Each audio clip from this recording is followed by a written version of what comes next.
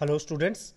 हमने instruction set के previous video में अलग अलग ग्रुप्स पढ़े थे, जिसमें हमारा data transfer group, logical group and arithmetic group हम रीड आउट कर चुके हैं। जो हमारे नेक्स्ट टू ग्रुप हैं, branching group and stack input output and machine control group, वो हम इस वीडियो में कवर अप करेंगे। जैसे कि हमें पता है कि जो हमारा माइक्रो प्रोसेसर है, हम ब्रांचिंग ग्रुप से स्टार्ट कर रहे हैं। जैसे कि हमें पता है कि जो हमारा माइक्रो प्रोसेसर होता है वो किसी भी मशीन कोड को एक सीक्वेंशियल मैनर में, मतलब एक सीक्वेंस में एग्जीक्यूट करता है। ये नहीं है कि वो अलग से किसी इंस्ट्रक्शंस को बीच में एग्जीक्यूट करने लग जाता है। वो क्या करता है, पहले first instruction, then second, then third, एक सीक्वेंस मैनर में का वर्क करता है। ठीक है। सो ब्रांचिंग ग्रुप में हमारी काफ़ी तरह की डिफरेंट डिफरेंट इंस्ट्रक्शंस होती हैं। मैं आपको एक एग्जांपल से ये समझाता हूं। जैसे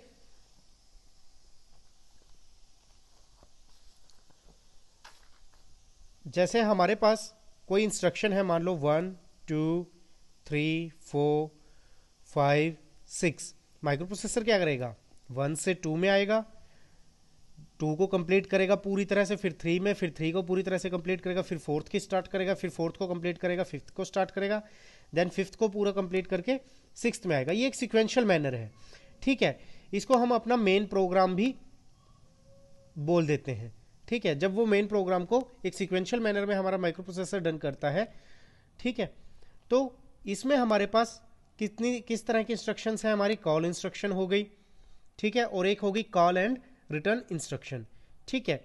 जो हमारी कॉल इंस्ट्रक्शन है, इसमें हमारे पार्ट्स आते हैं जैसे jump address, call instruction and PCHL, जिनको हम आगे डिस्कस करेंगे। एंड नेक्स्ट आता है हमारा जैसे कॉल एंड रिटर्न इंस्ट्रक्शन में call address, conditional call instruction, RETA means return, conditional return instruction. ठीक है। तो जंप एड्रेस क्या होता है, जैसे मैंने एक एग्जांपल लिया है, जंप C,200H। इसका मतलब क्या है कि हमारी एक इंस्ट्रक्शन चल रही थी, एग्जीक्यूट हो रही थी। जैसे ही हमने ये अपनी जंप इंस्ट्रक्शन दी, तो वो क्या होगा, हमारा माइक्रो प्रोसेसर उस इंस्ट्रक्शन को वहीं पर छोड़कर डायरेक्ट इस एड्रेस पर आ जाएगा और प्रोग्राम को एग्जीक्यूट करने शुरू कर देगा। आइए मैं एक एग्जांपल से बताता हूं जंप इंस्ट्रक्शन का। मान लो आपके पास एक प्रोग्राम चल रहा था B210H। ठीक है। ये एक इंस्ट्रक्शन दी हुई थी, इस पे आपके ऑपकोड फेचिंग चल रही थी। बट जैसे ही मैंने वो जंप इंस्ट्रक्शन, ठीक है, दी, मेरे माइक्रो प्रोसेसर ने क्या किया, इसको यहीं पर छोड़ दिया और वो सीधा कहां पर आ गया, इस पर, और इसके ऑपकोड को क्या करना शुरू कर दिया, उसने फेचिंग करनी शुरू कर दी। ठीक है। तो ये थी मेरी जंप इंस्ट्रक्शन। और जैसे ही ये जंप इंस्ट्रक्शन कंप्लीट हुई, मेरा माइक्रो प्रोसेसर क्या, दोबारा से अपने उसी प्रोग्राम पर चला गया। ठीक है। सो इसमें जैसे कंडीशनल जंप इंस्ट्रक्शंस दे रखी हैं, ये क्या होती हैं, जैसे JZ, जंप इज 0, यानी जब आपकी जंप इंस्ट्रक्शन 0 होगी तब आपकी ये इंस्ट्रक्शन एग्जीक्यूट होगी।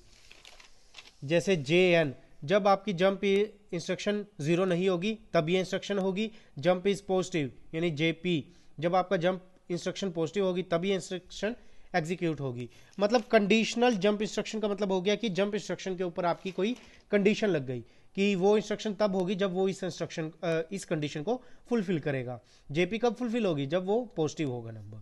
ठीक है। इसी तरह आपका PCHL आ गया। PCL होता है आपका प्रोग्राम काउंटर, जो मैं आपको बता चुका हूं। होता क्या है इसमें, the content of HL register is basically transferred in program counter. इस इंस्ट्रक्शन में होता है कि जो आपका HL, मैंने बताया था कि मेमोरी पॉइंटर होता है, एक रजिस्टर पेयर है, जो इसकी कंटेंट होते हैं वो कहां पर चले जाते हैं, आपके प्रोग्राम काउंटर में। ठीक है। नेक्स्ट आता है जी आपका कॉल एड्रेस। कॉल एड्रेस मतलब आपका कोई प्रोग्राम एग्जीक्यूट हो रहा था, आपने एक कॉल इंस्ट्रक्शन दी, तो आपका प्रोग्राम क्या चला जाएगा, इस पर चला जाएगा कि हाँ, इस इंस्ट्रक्शन ने आपको बुला लिया है प्रोग्राम के एग्जीक्यूशन के लिए। यानी यहां लिखा भी है, this instruction is executed, then the content in the program counter is load on C200।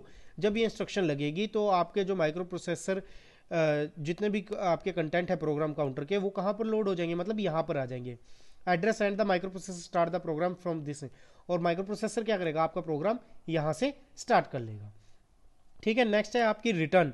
Return में क्या होता है, in this instruction is executed then it will transfer the program counter from subroutine to calling programme.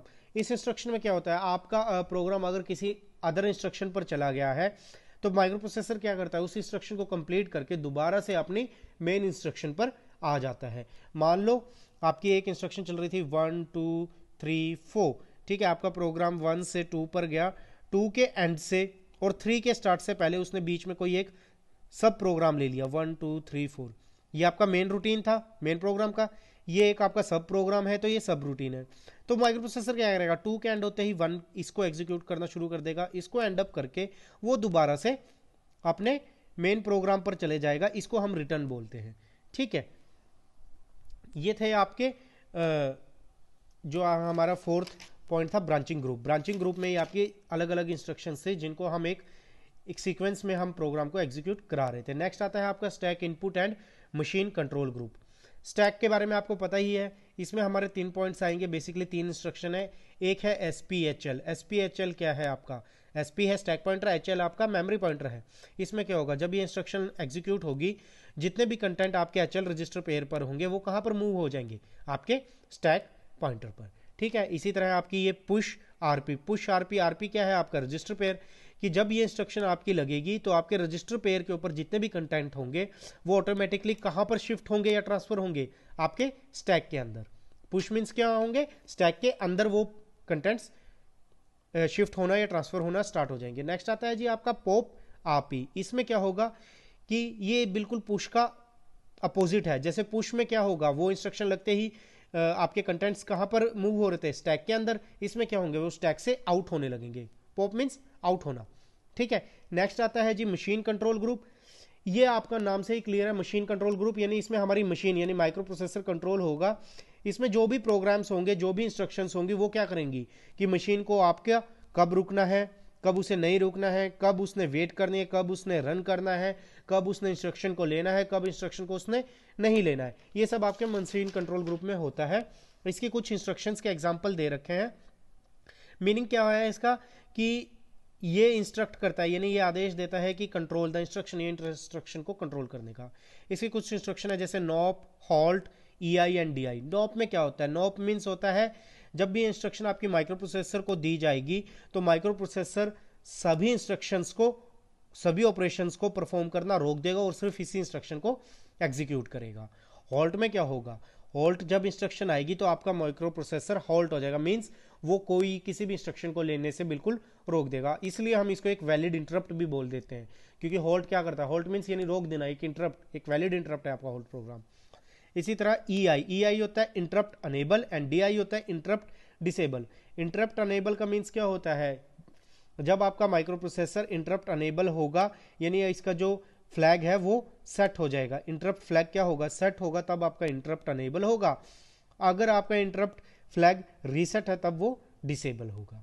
सो ये थी आपकी instruction के set के अलग अलग ग्रुप्स, ये आपके यहाँ पे कंप्लीट हो जाते हैं। Thank you students.